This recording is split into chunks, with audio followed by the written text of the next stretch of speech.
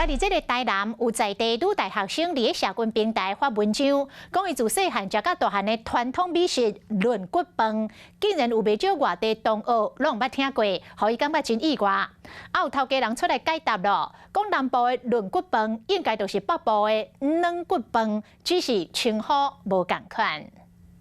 爸爸款的美食，逐项都互人看到嘴烂插插滴。台南有美食之都的称号，不过这一项都真侪外地人都唔捌听过。比较深色是黄烧，白色是原味。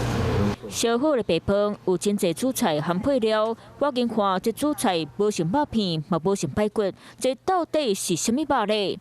它是猪的两侧的软骨，煮的时间会比较长一点。大概多久？大概都快接近1天的时间。骨头应该是说变得比较有胶质。答案公开，这叫做软骨饭。嫩骨很嫩，很好吃。1个礼拜大概3、4次。朋友带来吃的，很好吃，然后排骨很软。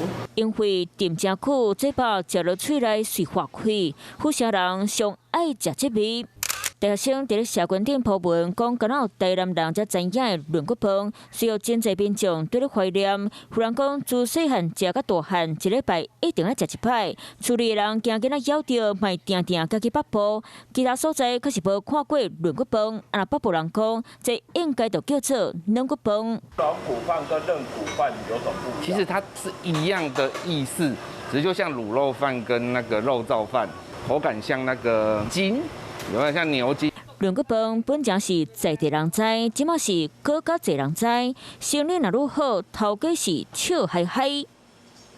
Hello， 我是郑雅芳。想要抢先掌握最及时的新闻资讯吗？赶快订阅、按赞、开启小铃铛，锁定华视新闻 YouTube 频道。